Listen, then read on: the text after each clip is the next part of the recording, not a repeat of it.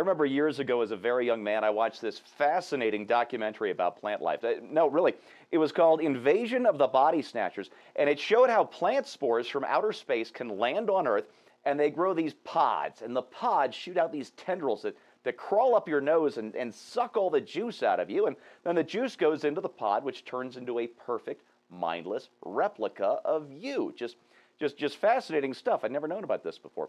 So what I want to know today is Marco Rubio a pod person?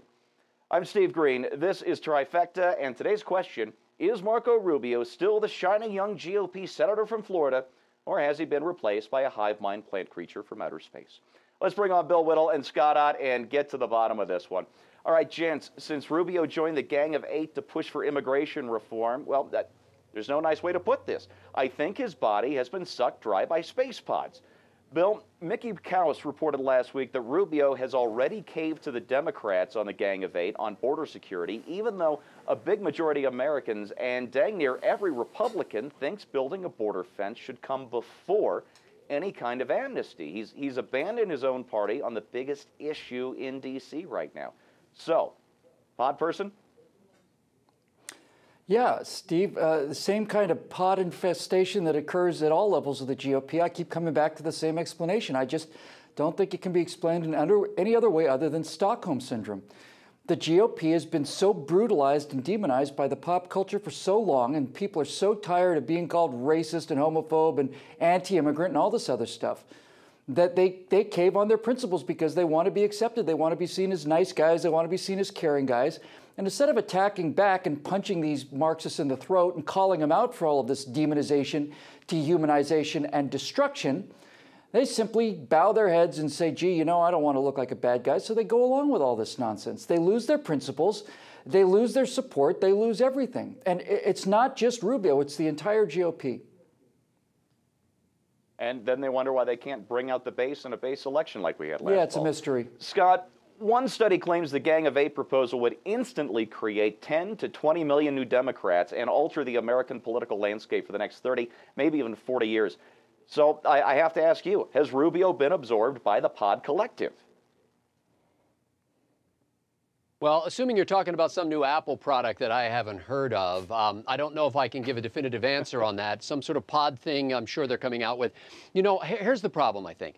You're a senator. You get elected to the U.S. Senate. It is probably the most exciting thing you could have possibly imagined, especially for the son of Cuban immigrants, to be in the U.S. Senate. And you get there and you find out that the Senate has been hijacked, not just by a party, but by a process that started in the sort of early mid-1800s, where parties dominate the rules of the Senate so that you can't get anything done. Zero.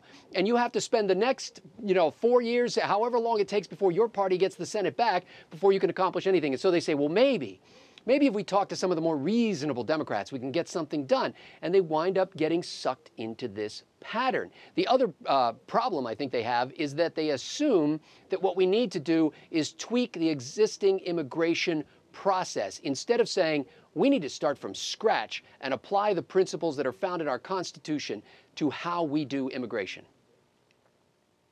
You know, maybe he needs to take Jonah Goldberg's advice, who said, don't just do something, stand there. All right, Bill, I'm all in favor of immigration reform because I love legal immigration, and I think after the Boston Massacre and just the sheer number of illegals in this country, it's obvious, to me anyway, that the system is broken. So what can we do to send reformers to Washington who won't get co-opted by this hive mind? Well, I'd like to just start by saying that I, for one, welcome our sentient vegetable overlords and like to remind them that as a trusted member of the media, I can be useful to round up other humans and help them serve in their underground sugar caves. Look, I think one thing we're seeing here, we elected an incredible group of Tea Party fundamental conservatives in 2010. They were immediately co-opted. We saw the same thing happen in 1994. And I think one thing that's starting to dawn on conservatives, certainly, is that we tend to think that the winning of the election is the end of the process, when really, if you really get down to brass tacks, actually the first day of the process. Winning the election is the beginning of the process. It's not the end of it. So rather than just training candidates how to win elections, we have to start thinking about training candidates about what they do after they win elections. And that means, I think, getting them mentally prepared and psychically prepared and morally prepared and getting them networked to understand that there are going to be enormous, enormous psychological forces brought to bear on them to get them to conform to the system.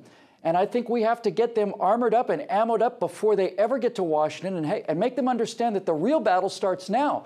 Now is when these forces of bureaucracy and inertia and conformity and all of these other things are going to start to be brought to bear on you. And now's the time you got to be ready to really start fighting. Got to be willing to wear those arrows. Scott, one last question, and you know what? I'm only half kidding here. Which seems more likely to you, a smart and principled politician being completely taken over by DC insiders in just a few short years, or pod people from outer space? You know, I'm not willing yet to throw Marco Rubio overboard or under the bus or whatever you call it. And just as I wasn't willing to throw away Pat Toomey because I disagreed with him on his approach to gun control and what I think was a wrong approach there. However, we do need to bring to bear appropriate, persuasive, influential pressure on our representatives to let them know what we want. I think the big problem with this 844-page monstrosity here is it buys the status quo and tries to tweak it instead of throwing out the status quo and saying, what does a system for a country that loves liberty, what does a system for a country that has grown and been built and prospered on the sweat of immigrants, what kind of system does that country have? And start to craft it from the ground up. I'd love to see some vision from a guy like Rubio on that. And for once, comprehensive wouldn't be a dirty word. You know, folks, it's impossible to predict exactly what will happen to a politician after we send him to Washington. But I can reveal to you the very last thing anybody said to Marco Rubio right before he joined the Gang of Eight. For PJTV, I used to be Steve Green.